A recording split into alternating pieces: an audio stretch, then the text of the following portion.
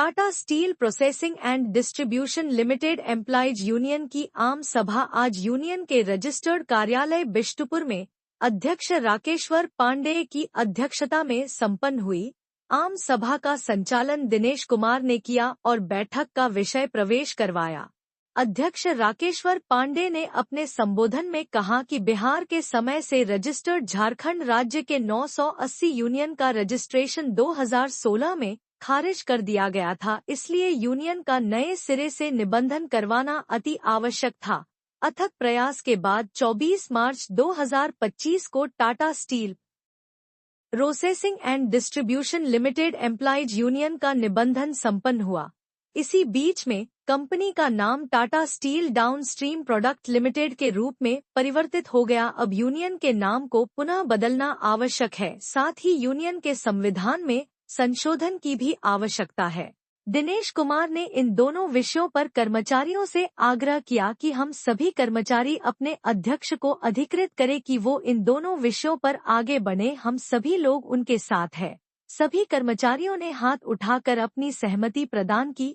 अध्यक्ष राकेश्वर पांडेय ने बताया कि संविधान संशोधन के लिए एक उपसमिति का निर्माण किया गया है, जिसमें अमन सिंह, दिनेश कुमार, त्रिदेव सिंह, सच्चिदानंद और रमेश चौधरी सम्मिलित रहेंगे और पूरे ड्राफ्ट का निर्माण करेंगे और यूनियन के सभी सदस्यों के बीच रखेंगे।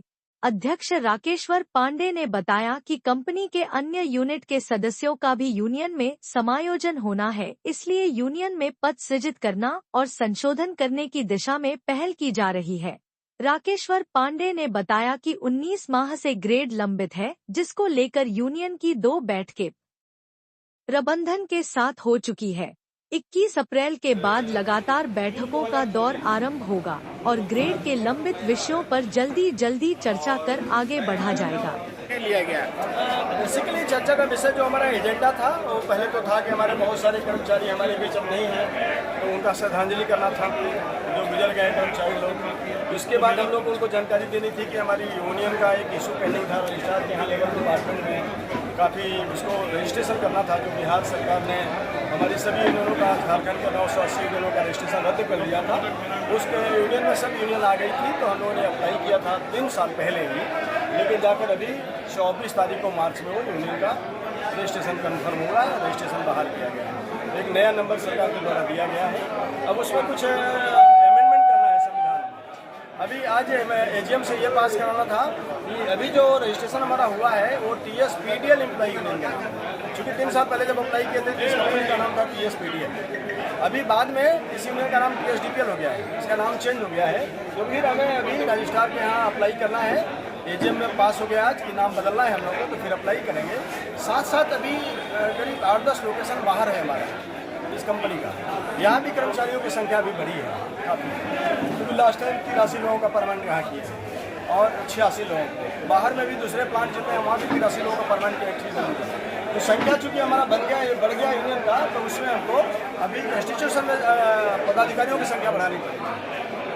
उन्हें कमेटी मेंबर की संख्या बढ़ानी पड़ेगी ताकि जितने नए कर्मचारी आए हैं एम्प्लॉयमेंट में उनका भी प्रतिनिधित्व उसमें दिया जा सके। ये 2 चीज़ के लिए भेजना था। दूसरे कर्मचारियों का ग्रेड भी 19 महीने से ड्यू हो गया है और कर्मचारियों के बीच में मरमरिंग थी कि हमारा ग्रेड को डिले हो रहा है, जानना चाहते थे, तो उनको ब्रीफ किए थे कि क्या सिचुएशन है, अभी क्या हम लोग की बातचीत चल रही है, कहाँ तक और भी आगे क्या होगा, तो इसकी भी जानकारी लेनी की जरूरी है।